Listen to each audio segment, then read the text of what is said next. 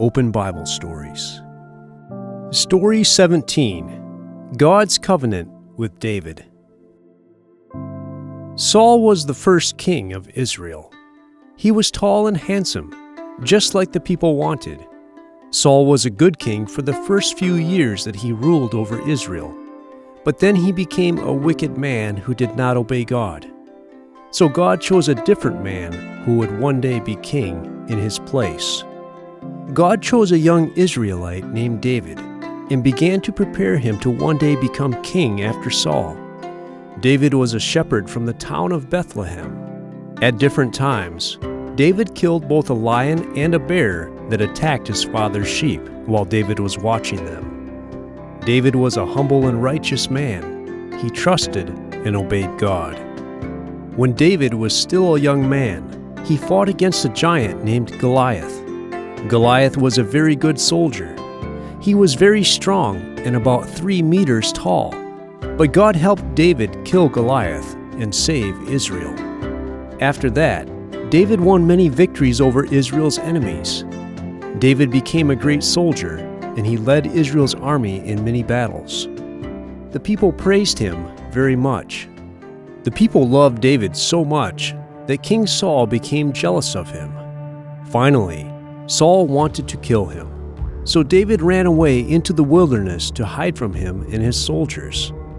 One day, when Saul and his soldiers were looking for him, Saul went into a cave. It was the same cave that David was hiding in, but Saul did not see him.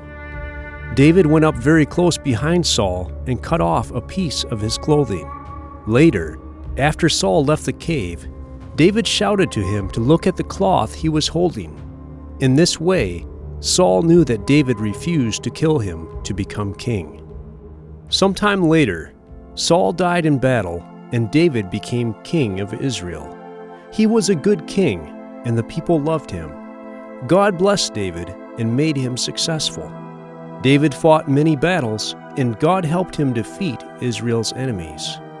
David conquered the city of Jerusalem and made it his capital city, where he lived and ruled. David was king for 40 years. During this time, Israel became powerful and wealthy.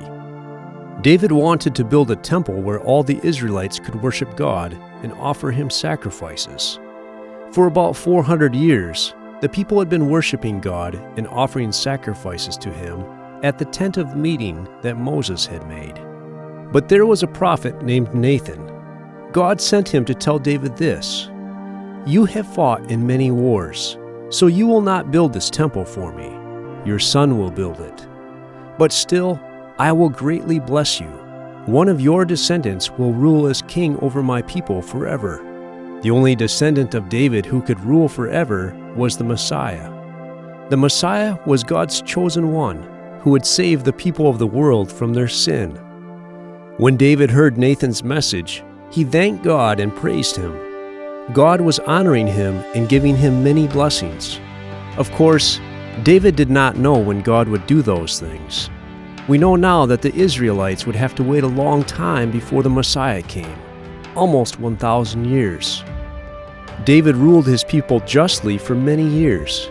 He obeyed God very much, and God blessed him. However, toward the end of his life, he sinned terribly against God. One day, David looked out from his palace and saw a beautiful woman bathing. He did not know her, but he found out that her name was Bathsheba. Instead of looking away, David sent someone to bring her to him. He slept with her and sent her back home. A short time later, Bathsheba sent a message to David saying that she was pregnant. Bathsheba's husband was a man named Uriah. He was one of David's best soldiers. He was away fighting in a war at this time. David called Uriah back from the battle and told him to go be with his wife. But Uriah refused to go home while the rest of the soldiers were in battle.